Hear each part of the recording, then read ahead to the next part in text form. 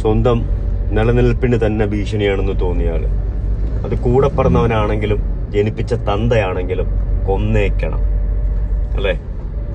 അങ്ങനെ കരുതുന്ന ഒരാള് നിലനിൽപ്പിനായുള്ള, അതായത് നമ്മളെല്ലാം വേണ്ടിയിട്ട് നിലനിൽപ്പിനായുള്ള പോരാട്ടം തന്നെയാണ് അല്ലെ നമ്മൾ ജീവിക്കുന്നത്.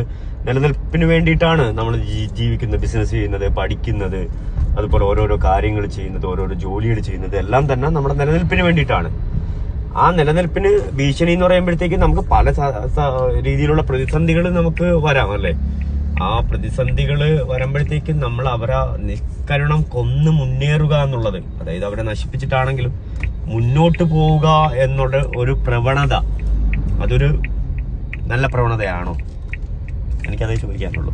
Okay, by. സ്വന്തം നിലനിൽപ്പിന് തന്നെ ഭീഷണിയാണെന്ന് തോന്നിയാൽ അത് കൂടെ പറഞ്ഞവനാണെങ്കിലും ജനിപ്പിച്ച തന്തയാണെങ്കിലും കൊന്നേക്കണം അല്ലേ? അങ്ങനെ കരുതുന്ന ഒരാള് നിലനിൽപ്പിനായുള്ള, അതായത് നമ്മളെല്ലാം വേണ്ടിയിട്ട് നിലനിൽപ്പിനായുള്ള പോരാട്ടം തന്നെയാണ് അല്ലെ നമ്മൾ ജീവിക്കുന്നത്.